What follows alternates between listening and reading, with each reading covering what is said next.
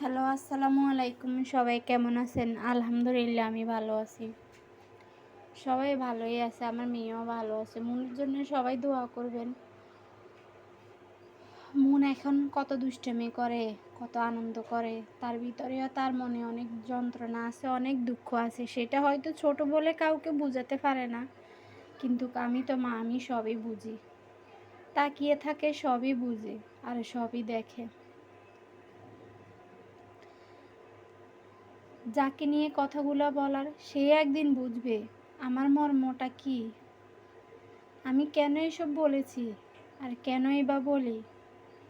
যেদিন বুঝবে সেদিন হয়তো আমাকে আর পাশে পাবে না, আমিও আর তার পাশে থাকবো না। আমি এইখানেই থাকবো না, এইখান থেকেও অনেক দূরে চলে যাব।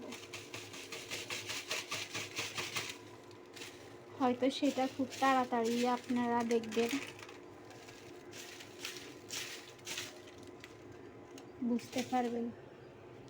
আপনারা দেখবেন, আপনারা বুঝতেও পারবেন।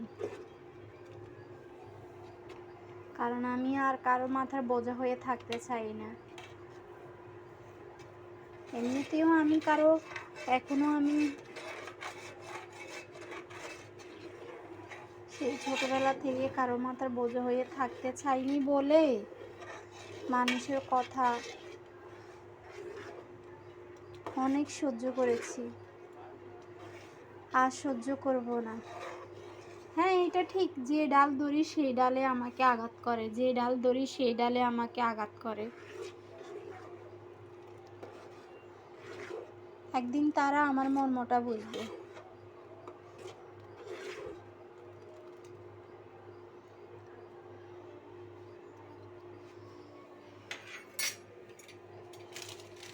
কাকে ধমক দিয়ে কথা বলে,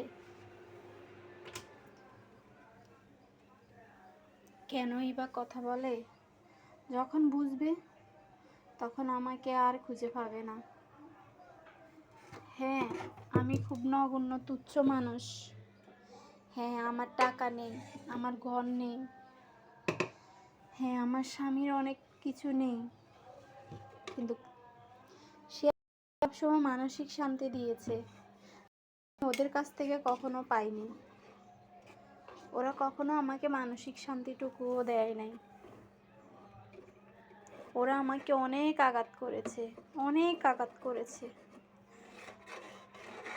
আঘাতে আঘাতে এখন আমি এতটা পাথর হয়ে গেছি, আর কোনো আঘাতে আমার কলিজাতে লাগবে না, বাঁধবে না।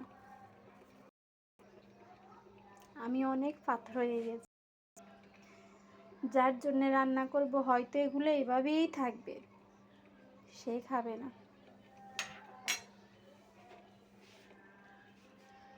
আমার মা বাবার সবচেয়ে প্রিয় খাবার এই সেমাই দুধ। খুব খুব পছন্দ করে আমার মা বাবা এই সেমাই দুধ, আমার মা বাবা খুব পছন্দ করে।